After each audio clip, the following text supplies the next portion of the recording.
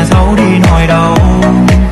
Về không gian mới em sẽ sống thế nào? Anh khóc khi anh nhận ra nước mắt rơi vì nỗi buồn. Anh khóc khi anh nhận ra ôm nỗi nhớ sâu lại để quên.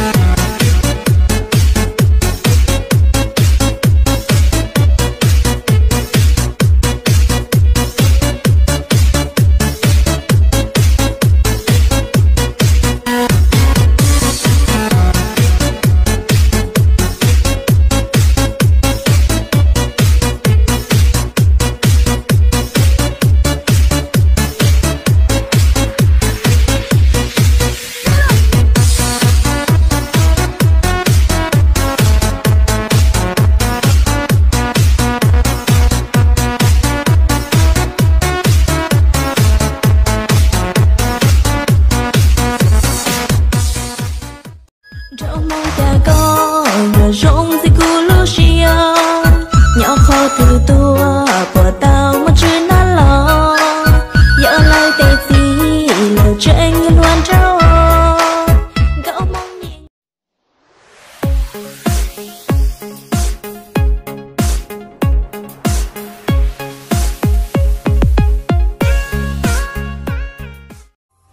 Đào mong chỉ cho bông chia kia liền chỉ ta bao tia có bôi nhúa lô cô tia chúa yêu mua có ý xa luôn xin cho cô kê cha yuan tư lo yang gì trai lên Likey